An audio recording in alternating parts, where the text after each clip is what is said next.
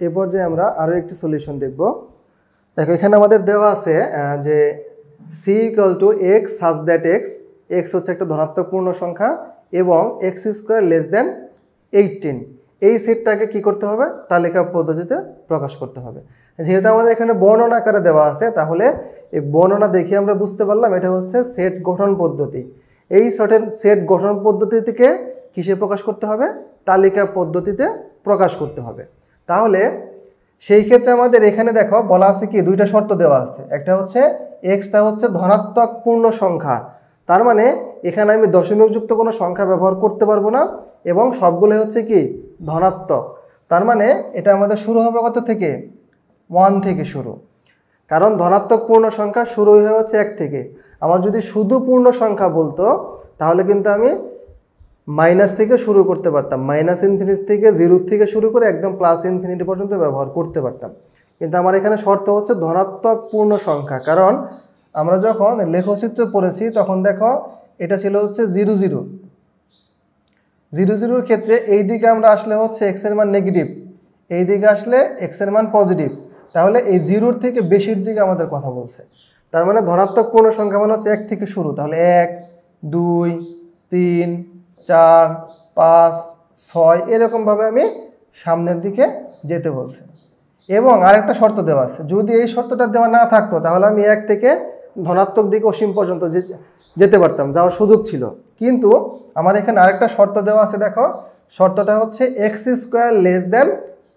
18। তার মানে আমরা এই যে মানটা নিলাম ধনাত্মক পূর্ণ সংখ্যা, একে বর্গ করলে সেই মানটা অবশ্যই 18 থেকে ছোট হতে হবে। এটা হচ্ছে আমাদের আরেকটা শর্ত। শর্তটা কি, x² < 18। x হচ্ছে আমাদের এই মানগুলো, যে মানগুলো আমরা ধনাত্মক পূর্ণ সংখ্যা হিসেবে পেলাম। এই মানটাকে বর্গ করলে সেই মানটা কি 18 থেকে ছোট হতে হবে। তাহলে আমরা প্রথমে আসো x সমান যখন 1, আমরা যদি এটা সলিউশন করি, x সমান যখন 1 হবে তাহলে x² সমান কত হবে, 1², তাহলে 1, তাহলে 1 হচ্ছে 18 থেকে ছোট, এটা আমাদের সঠিক। এরপরে যখন x = 2, তাহলে x² = কত, 2², 2² মানে হচ্ছে 2 × 2, স্কোয়ার মানে হচ্ছে একই জিনিস, এখানে নিচে বেস থাকবে আর উপরে থাকবে পাওয়ার। এখানে যে বেসটা আছে তার সাথে এই সেম জিনিস গুণ হবে কতবার, উপরে যতবার পাওয়ার আছে ঠিক ততবার।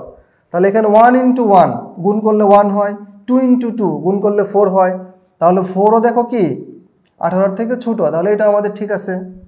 x সমান যখন 3, তখন x³ সমান কত হবে, 3 এখানে একটু আমি ভুল লিখে ফেলেছি।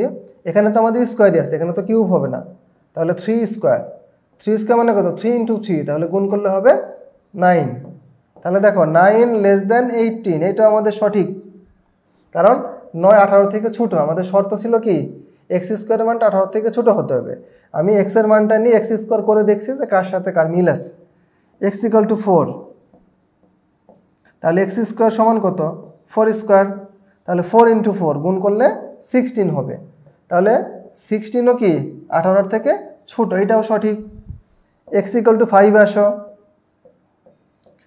তাহলে কি x², তাহলে 5² মানে কত, 5 × 5, তাহলে 25।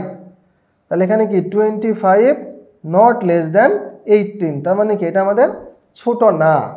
তাহলে আমাদের এই যে শর্তর কথা বলেছিল সেই অনুসারে কি আমরা এই পর্যন্ত সঠিক পেয়েছি।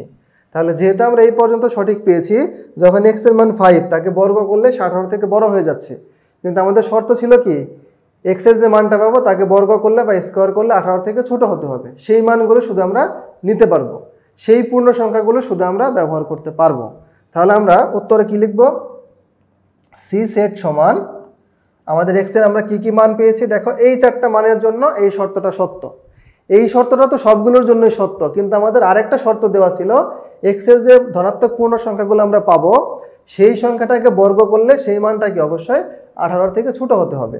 তাহলে সেই ক্ষেত্রে আমরা কি পেয়েছি, 1 2 3 এবং 4, আর কোনো মান কিন্তু আমরা পাইনি। তাহলে এটাই হচ্ছে আমাদের কাঙ্ক্ষিত উত্তর। তাহলে এরকমভাবে আমরা মান বের করে করে দেখিয়ে দিতে পারবো যে কোন শর্তের জন্য আমাদের মানগুলো আসলে সত্য হচ্ছে। তাহলে আশা করি এই সলিউশনটা বুঝতে পেরেছে সবাই। ধন্যবাদ সবাই।